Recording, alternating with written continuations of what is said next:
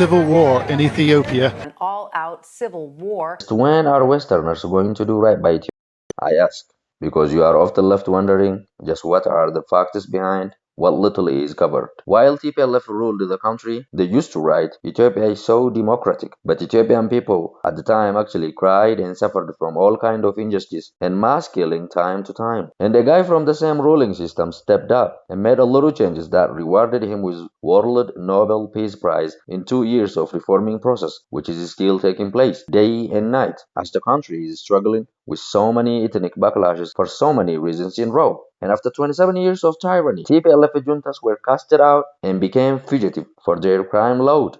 A deadly conflict in northern Ethiopia is raising concern. Well, just now, while a little peace is sustained and people are recovering from the trauma of nearly 3 decades, comes a story written by Western media, typed up from the safety of a keyboard in London or New York, telling Ethiopia is falling apart. Ethiopia falls into violence a year after a Nobel Peace Prize win. The Guardians. Why there are fears Ethiopia could break up. BBC. Ethiopia reformists started a genocidal war with Tigray. New York Times. I can call on as many as I want. All of them had this kind of titles and stories that somehow linked to Nobel Prize. This coverage is typical of what we get lately in terms of reporting on Ethiopia's problems. Breaking news because Ethiopia's human rights fighting broke out in Tigray last week. The government cut the phone lines and the internet switched off. It is easy for Western reporters and medias to fall back on binary logic on covering the government sins rather than explore for the money side of the truth on the issues. But wait, they have never did anything for the last 27 years of EFDR or mainly TPLF autocracy. Rather spoke now when TPLF actually attacked Ethiopian army and started a war that ended up here. The deployment of the military in Tigray region raised the possibility of a civil war breaking out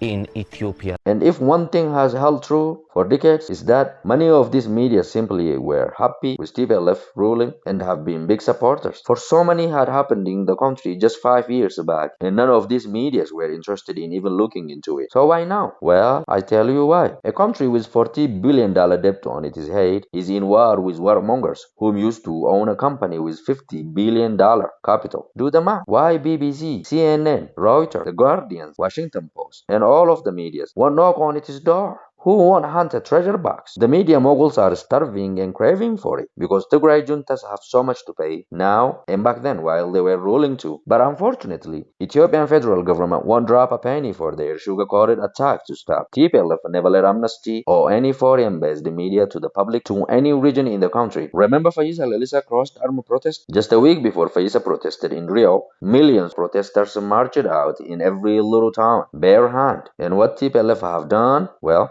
killed more than 500 people, blocked all the medias, and with internet blackout. And today, with truly reforming manners, Ethiopian federal government opened up for major world medias and Amnesty International, which some are telling the facts and some reading well-orchestrated scripts that is super biased, and Amnesty International insincere tears and Academy-winning performance made it to top of all the biasness. Just take a look at this video. There is shooting exchange with the Eritrean military and the Axum militia. My name is Priest Waldemariam. All the priests decided to go outside and plead with the Eritrean and Amhara forces to stop shooting. Despite the fact that less than 2 minutes of Google search and 10 minutes of Facebook surfing, it would tell you the situation on how they have been siding to TPLF. If you searched for any conflict in Ethiopia before 2 years, you won't find a lot, except on Al Jazeera and some African-based media. Now, anywhere you look, all you see is Ethiopia is falling apart. Ethiopia is falling apart. The reality is that a lot of foreign news written by Western media and have so many toxic bullshits that are way untrue. And Westerners, they want to be on the side of the underdog, to feel that they are the good guys sticking up for the oppressed and some cash flow that are loaded in their banks. For the sake of St. Mary of Zion, we pleaded with them. For the sake of Christ, the Son of God, we pleaded with them. For the sake of the Creator, the Most High God, we pleaded with them. Unless, how else can we explain Time magazine never reporting about more than 2 million Ethiopian displaced and 1,000 died, but just last year 50 died, and they came up with the title that says 69 people died, but the Nobel Peace Prize winner is in silence.